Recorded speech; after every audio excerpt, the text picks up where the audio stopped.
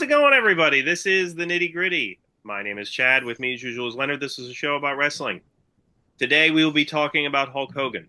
And we are a little late in talking about Hulk Hogan for many reasons. We had some vacations, the two of us, and schedules didn't quite match up. And honestly, I'm glad that we didn't do it right away because, well, we'll get there. My tone would probably have been a little bit different. But Well, I was just going to say, I think one, this gave us both time to reflect more, yes, and two, to also see kind of what was being said out there and what other people were saying and talking about. right. And there was a lot said about his passing. And so we're going to not just talk about his death, by the way. We want to talk about some of our favorite matches, moments, maybe promos, early memories of him and all that kind of stuff. So, but let's start from the beginning here quickly. Terry Gene Bollea was born August 11th, 1953. His debut as Hulk Hogan was in 1979 against Harry Valdez. He Yeah, died. but it should be mentioned he wrestled before that. He Yeah, started in, I believe, 77 under different names, yeah, Terry Boulder and Sterling Golden and all that. yes, absolutely. He died July 24th, 2025. His health had declined after a neck fusion surgery in mid-May, and he collapsed while doing therapy at his home in Clearwater, Florida. The official cause of death was listed as basically a heart attack, though he apparently was battling CLL, which is a type of leukemia, and atrial fibrillation as well. He was given multiple 10 bell salutes by WWE, one from New Japan Pro Wrestling, and was even they even paid tribute to him on TNA and AEW. And yet, when he passed, many people wanted to talk about something else. And you know, before we get to that, I'll just say what I heard about all this. So the day before he passed, I had heard rumors. There was Bubba the Love Sponge came out from nowhere and was reporting that Hogan was on his deathbed and that he had heard all this stuff that, he wasn't doing well. And at the time, I paid it no mind because it was Bubba the Love Sponge, who I have zero respect for. Right. And of course, he and Hogan have had a major falling out over the Right. Docker situation and all that. Right. So I was just like, it is what it is. And then the next day, of all people, my boss texted, "Hey, did you guys, me and another person, did you hear about Hulk Hogan?" And I was like, "Oh no." And so I checked, and sure enough, the news of his passing had spread. And what came out of it was a very mixed reception to somebody dying, and I was really bothered by it. And had we recorded that evening or the night afterwards, it would have been basically me sitting here ranting. But we don't have to do that. But although I probably will go off on tangents, but I will just say that the way people were acting and commenting about this man's death made me sick. It really did. Let's get Now, when you say this, you are talking wrestling fans, correct? Well, no, not just Because, wrestling fans. all right, because this was a point I was going to make. I was not seeing what you're talking about. I don't think I saw that, but I was not looking at message boards and Facebook things and whatever. But what I was looking at, what I was seeing a lot of, was like mainstream reports. Like the major networks and CNN and Fox News and USA Today and the New York Times and all that. And all of these, were headlines like biggest professional wrestler, most popular professional wrestler, most successful professional wrestler. And I could see where, wrestling fans might roll their eyes and think that's hyperbole. But from a mainstream viewpoint, he was the most popular, most successful, most well-known, most famous. Especially now, but a few months ago, you would have grabbed people off the street and say, hey, name a pro wrestler, they still probably would have named Hulk Hogan. And a Absolutely. lot of what I was seeing, mainstream people who weren't wrestling fans, oh yeah, I know who Hulk Hogan is. Those seem to be, oh well, sorry that he passed at the very least, and a lot of sharing of the memories from when they were a kid, at the most. So I actually didn't see a lot of this negative stuff you're talking about. Yeah. So I mean, a lot of what I saw was on social media, and And again, I don't really. I mean, Facebook some, but I don't really get into Twitter, Instagram. I don't do that. people that just felt like they couldn't talk about this man's death without mentioning the fact that he had been recorded using racial slurs. And I was kind of taken aback by just how many people were still bitter about that. And there are people that we know, you and I, that used to write for 411 that were posting about some of this stuff.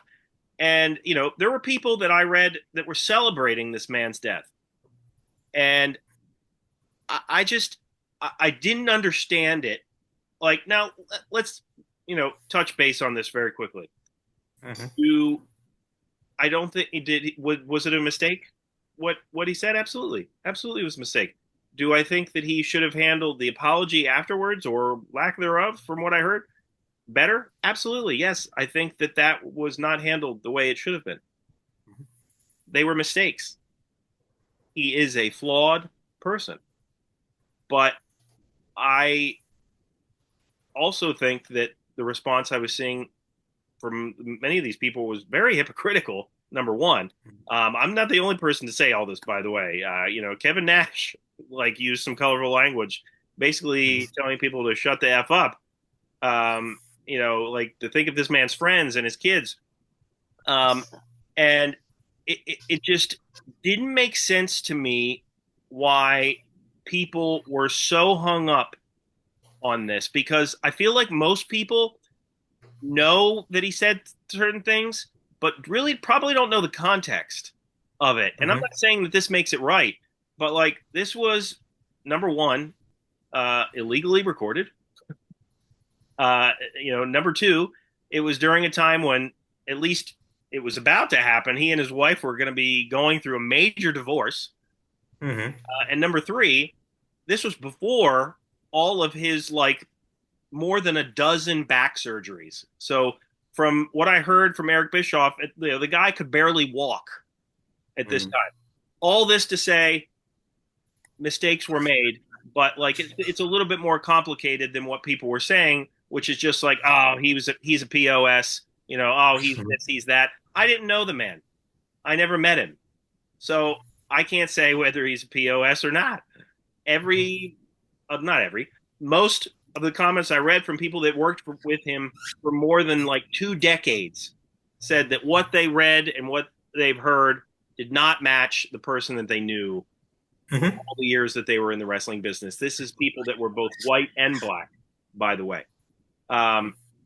So when I see, and I'm not going to mention this person's name, but when I see somebody mention Vince McMahon and Chris Benoit in the same breath as Hulk Hogan for making racial slurs, it made me angry, Leonard. It really, really made me angry. Well, it's not the same thing. Apples and No, oranges, what these guys did. because Vince McMahon, whose situation is ongoing, obviously, and Chris Benoit, certainly, those were criminal acts. Criminal acts. Hulk Hogan was a flawed person. He embellished a lot of stuff. He, used racial slurs, whatever. Those are character flaws, folks. Character flaws. And if you want to say you don't like him, whatever, that's your opinion and whatever. But to have somebody pass away that made this much impact and only focus on this one bit of time in his life, to me, is sad, and it's aggravating. And my message to all the people that said these things I have complicated feelings, and it's just not that simple. And my response to those people is I hope when you pass away that people don't focus on only the things you did wrong. Leonard, your thoughts? Yeah, well, I mean, isn't that the Shakespearean line? About Caesar. The good that is often. I don't remember the exact line, but it's when someone gets buried. Let's remember the good, and I definitely would agree. And again, not being on social media a lot. I wasn't seeing a lot of what you were seeing, but I would certainly agree. But I think if you're doing a comprehensive kind of look at Hogan, to say this existed, yes, but to not harp on it as the number one and only thing. And and I did watch some YouTube clips, and I did watch some podcast things. And one thing that's interesting was Jim Cornette I was and going to how, mention him. I listened to what he said. yeah, yeah, and I think people were wanting him to eviscerate Hogan, and he really didn't. No, Jim Cornette said, "Isn't this a little harsh?" Yeah, Those were the words he used. Isn't this a little harsh? Now, that episode of that show eventually got into like basically I not solely focusing on, but talking mainly about all the things that Hogan did that we laugh at, and that we, the lying and the this and the that, whatever. It's Jim Cornette, but he didn't, as Leonard was going to say, he didn't, eviscerate him, which I think is telling. I think it was an honest take. I think he was very much, this. I didn't know him very well, but he's passed, and they did talk a lot about his importance. But one thing that I wanted to point out too, it's kind of a positive thing, is during that is Jim Cornette's co-host Brian Last said, and he used a phrase that also friend of the show Brian Zane at Wrestling with Regret used, and also Joe Murata over our Vantage Point. They all used this phrase, all three of them, entry point. That all three of them said, I was never like a Hulkamaniac. I was never the biggest fan of Hogan.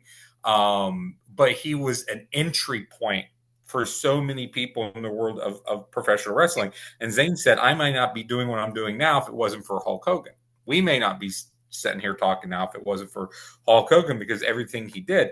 And I know I told this story recently on the show that I kind of discovered wrestling in the summer of '86.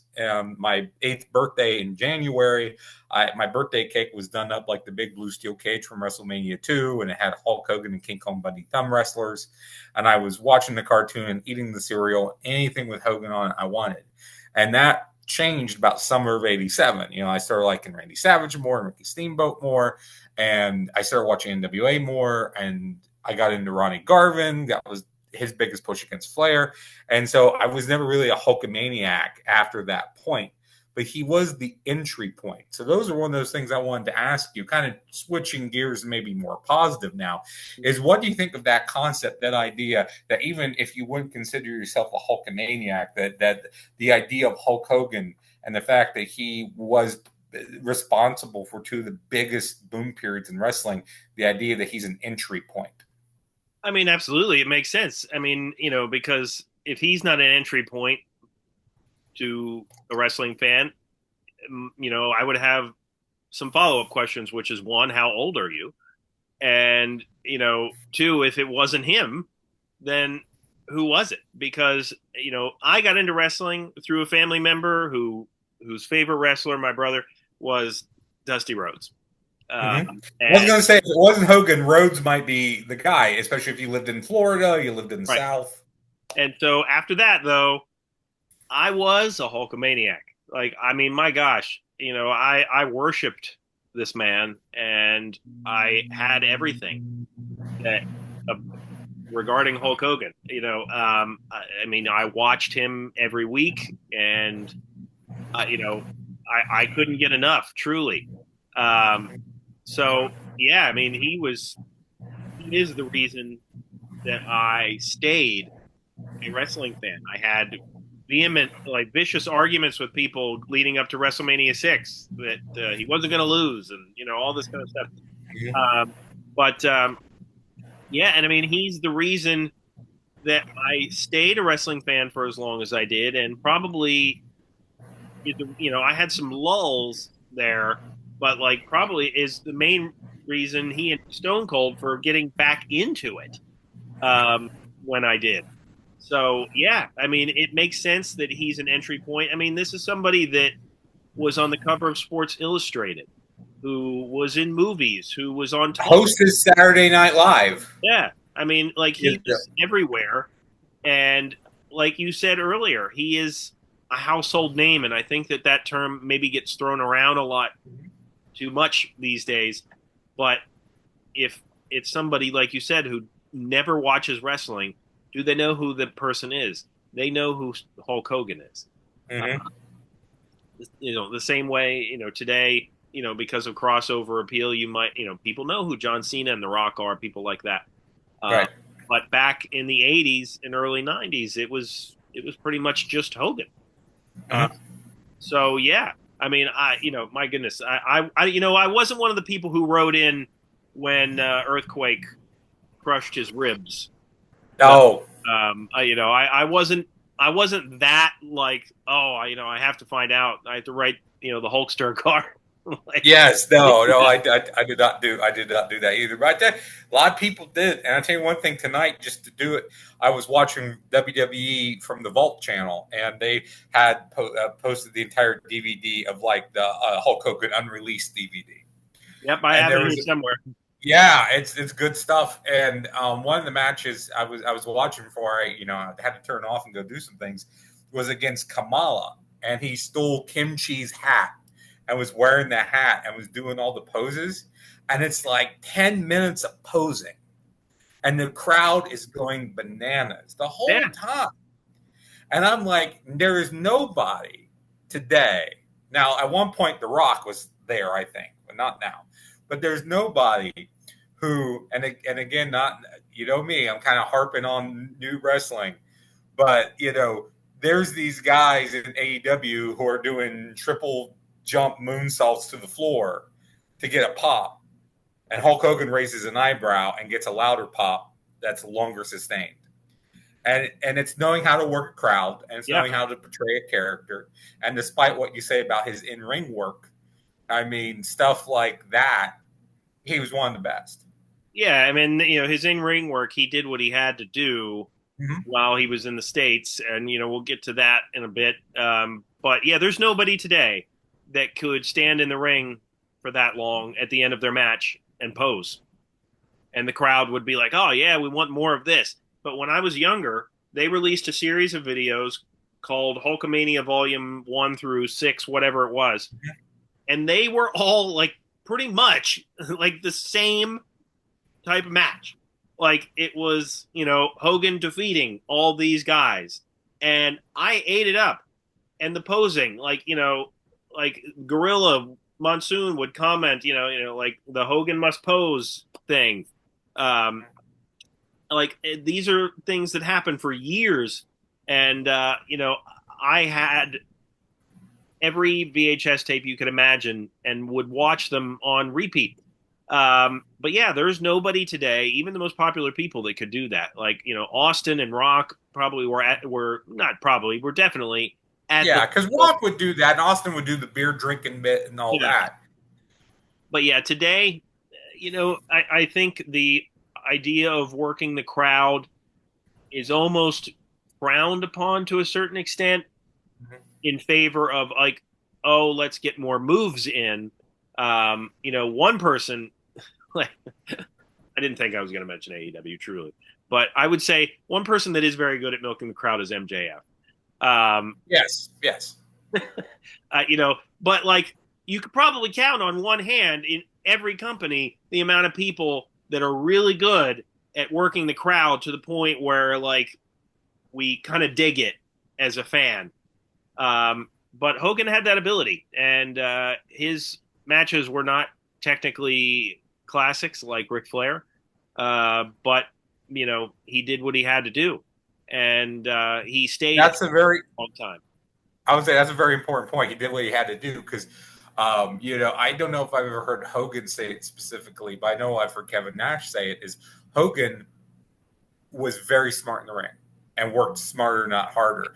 People point out the Japanese matches, and it's because he had to do those types of things to get over in Japan as opposed to the Exactly. U.S. He Right. knew what he could do to get over in the U.S.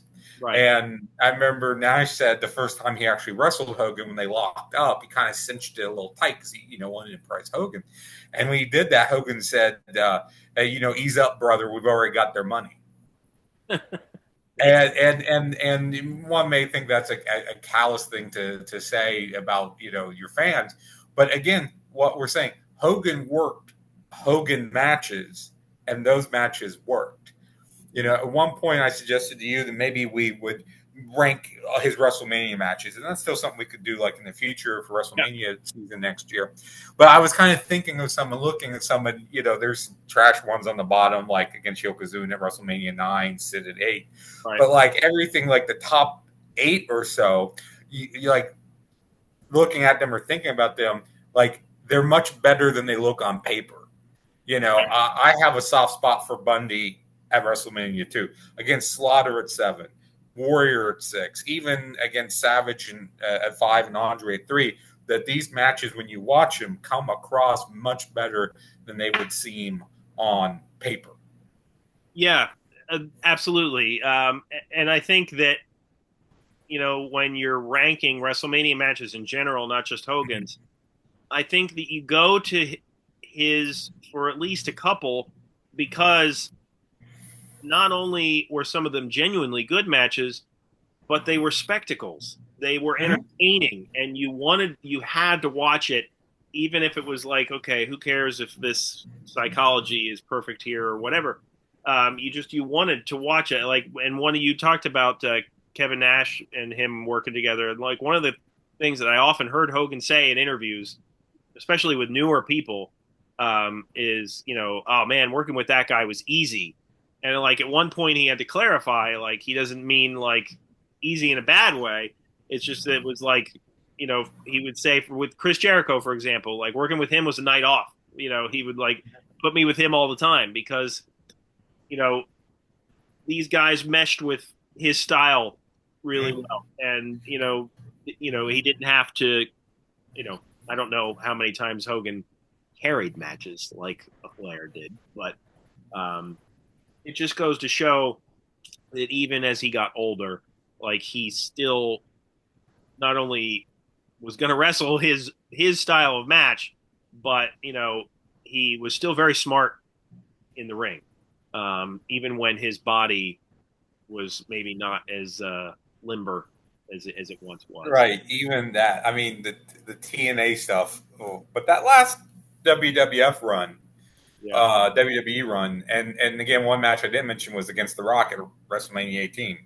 That match is brilliant. That match, because you had two guys who realized, oh, we need to flip, like we need to do a double turn here. Yeah, and they did. And I don't think guys today would be smart enough to do it. Yeah, if they started getting different reactions, I think they would just do the script and they wouldn't feed to it. Yeah, we've talked in the past about the whole calling an audible in the ring and, knowing to listen to the crowd. We've talked about that with modern wrestlers. And I remember the one Raw after WrestleMania I was at. It was the Raw that famously the crowd hijacked Raw. Yeah. And one of the matches, I remember it very vividly, was Randy Orton versus Sheamus. And it was like probably the 20th time in that year that we had seen Randy Orton versus Sheamus. And the crowd was literally taking a dump all over it because nobody cared. And like, but you watch their reaction in the ring, they didn't know what to do. They froze. Like, because the crowd is just, not having any of it. And like, they're looking around and like, they clearly don't know what to do. Whereas I feel like, you can kind of joke about it to a certain degree. When Hogan was booed during his last appearance, I heard behind the scenes he was really hurt by it. But man, you couldn't tell when he was out there. Yeah. I mean, he went forward with it like it was just another day. And he joked that he was Hollywood. Maybe not joked, but lied that he was Hollywood Hogan, whatever. Yeah, yeah, I heard that one thing. Oh, I was doing the Hollywood Hogan, brother. That's what they were supposed to do. So, Yeah. but yeah, one match that I would mention that I like, and well, actually before that, the Rock and Hogan match, I almost think is overtaking Hogan Andre these days in how much it's influenced and impacted not just fans but wrestlers. Yeah. People talk about how great that match was, and man, the crowd for that. I mean, it's just that once in a lifetime crowd reaction. Yeah, Cornette did a watch along of that at one point. And he loves that match. And you wouldn't think he would. Right.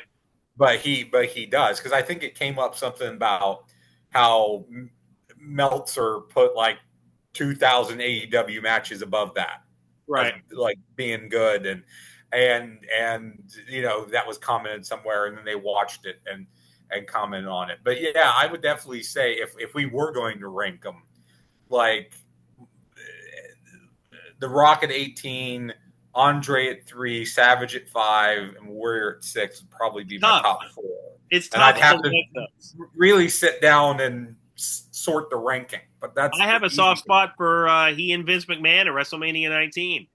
That's a fun one. That one is fun. Which is it was like a street fight, I think. And, yeah, I mean, you had Piper there, and Shane came out at the end. Everybody came out, and both those guys. I mean, I think they both bled, and it was fun. It was a crazy match. I give them credit on that one. And I have behind me somewhere a whole box set that I ordered years ago from High Spots that it's just Hogan's Japanese matches. And had I not been as busy as I was this week, I would have popped a couple of those in finally to watch them, because if you look, the matches that are ranked in general of Hogan's is slightly different than the ones that Cage Match has ranked as being his best according to their ratings, and there's quite a few from Japan that are on the Cage Match list. So I definitely recommend checking them out. I'm sure most of them are on YouTube at this point. I'm sure I have old school DVD-R. I don't know that you need that anymore, but in any event, just some moments maybe to go over. And, I'm sure later on we will rank, his WrestleMania matches, which sounds like a fun idea. Yeah. Moment-wise, there's a few things that always come up. The Mega Powers colliding was such a great... Well, the handshake to start the Mega Powers, yeah, and then the split at the main event, which I actually wound up watching because I was watching through the Saturday night's main events on the network on Peacock, and like that whole deal, like even now, I was starting to buy into it again. Yeah, like where Elizabeth gets knocked off the apron and Hogan carries her back, and then Savage is alone, and Hogan comes back out, and Savage leaves him, and then they fight. And I'm like, that is all. It's all soap opera, but it's also good the way they. Oh man, I mean that storyline had so many subtleties that if you listen to Bruce Pritchard's podcast, at least the earlier episodes of his podcast, he talks about like some of the things that as fans you might not have even noticed right away. Some of the like really subtle things that happened in a year's span of time. Obviously, the NWO forming is a big deal. Where it went has been talked about to death, but just the fact of him turning heel at the right time, kind of crucial time, I guess you could say, it was such a big moment. And I mention it now because I would like to compare it to a recent heel turn that I don't think went nearly as well as what people wanted it to, that of John Cena. In my opinion, that heel turn. The heel turn itself was surprising. That moment was cool. The idea was good. Yes. What they did afterwards, to me, was a catastrophic failure. I didn't buy it. I just didn't. That's as simple as I could. I didn't buy it. But you bought it with Hogan. Because he used, I think, a little bit of the dark side of himself I did it for the money, and everything in Yeah, wrestling, it's here my because of me. my favorite line from that promo is when he tells Eric Bischoff, "I was selling out the world when you were selling meat out of the back of a truck in Minneapolis." It's something like that. It was like my favorite line. And I remember back in the day, we got all the pay-per-views and would watch them. Me and my stepdad, Danny, and his cousin Randall would come over. And I remember before, like, Randall was like, "Oh, it's going to be Luger. The third man's got to be Luger." And I said, "Well, you know what? I think it's going to be Savage." "Oh, really? Well, that kind of makes sense. I can see it being Savage." And then when Hogan walks out, and Heenan says, "Well, what if it's him?" And a lot of people give Heenan crap for that, but that was Heenan being Heenan. It was, yeah. And we were all, and we were like, "Oh no, it's not Hogan." And then it was, and it was like we were all of us, Randall's a grown man, and my stepdad, and I was like 17 at the time. Like we were all kids again, going, "No way, we can't believe that!" Like it worked. Right. Like it sucked you in as one of those great moments. And let me say this, as an adult, now being such a fan of Bobby Heenan, I love the fact that Heenan was right. Like Heenan basically won his feud with Hogan that night. That's true. And, on the Heenan note, nobody, if you watch interviews, nobody had more respect for Hogan than Heenan did. Oh yeah, definitely. I remember seeing one where he said the people who whines about Hogan do it because they never worked with him. He said Heenan loved working because you were on top and you were making the most money. So he loved working when Orndorff and Andre and Stud and Bundy. He was in the main event every night making the most money with these guys. Yeah, and people talked about how, everybody, for a while talked about how Hogan never, did jobs for anybody and, never put over anybody and, all this kind of stuff. But one of the things, I forget who said it after he passed, was the fact that, a lot of the wrestlers that Hogan faced, their peak moments in wrestling were because they faced him. Yeah. No, did he lose to all these men? No, he didn't. And, all the guys that are on top want to stay on top. And they use backstage politics and they use their power. They've all done it. And I hate the fact that we always just pinpoint one or two guys as being worse than the others. Austin did it. Rock did it. Flair did it. They all did it. It's what you do when you're in that position. You want to stay on top. You want to make the big paydays. But I do think, and I always said this, that Hogan would put over the people that he thought needed and could benefit from it. And I will mention a couple of the newer people that he lost to, one being Brock Lesnar and the other being Kurt Angle. Those are guys that he clearly respected enough. He lost to Brock Lesnar with a bear hug. Yeah. Who loses to a bear with a bear hug? I mean, but that was such a good TV match, by the way. And the Angle match was on a pay-per-view, but it was when Angle had the wig rather, and the wrestling ear headgear. Yeah. That was when they had their feud. But yeah. Well, we reviewed the match from Saturday Night's Main Event at one point where he lost to Lanny Poffo by countout. Yeah, and it was by countout, but still, man, he lost to the Genius. Yep, that was on the Sportsters top 10 Hogan matches list. That was a good match, and since I mentioned Saturday Night Main Event, I also mentioned the cage match with Boss Man. That's one of my favorites for sure. Yeah, the superplex. Yeah. Okay, see, and that was a moment where he said, okay, Hogan then put Boss Man over, but he respected and liked and worked with the Boss Man well enough that he was willing to take a move that he doesn't take. Right. On a superplex. No, absolutely. Now, obviously, we could continue talking about Hogan and his life, his ups and his downs. We continue talking about him for hours. Right.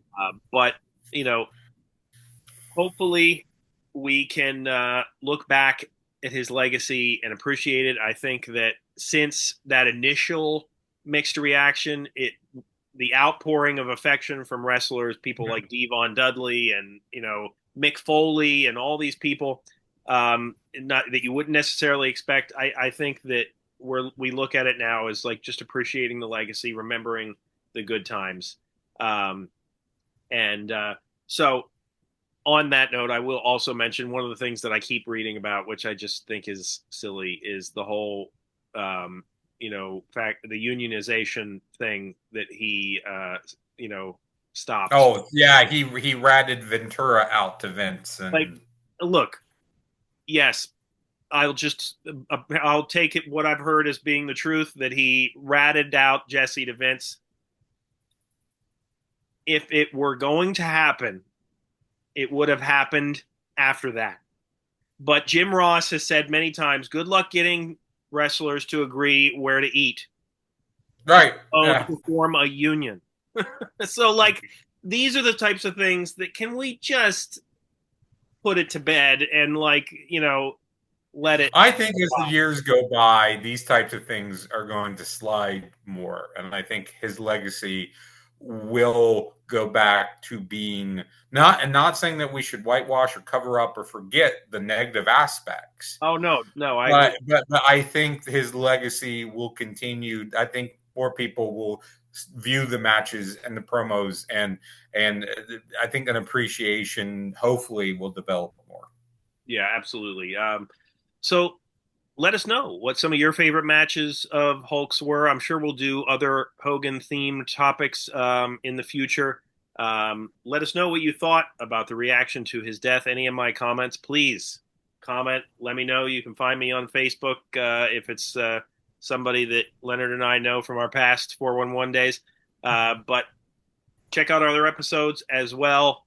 Segment Surgery, Random Match Reviews, Stupid Questions. All of our stuff were available wherever you can listen to podcasts as well. For Leonard, my name is Chad, and we will see you next time.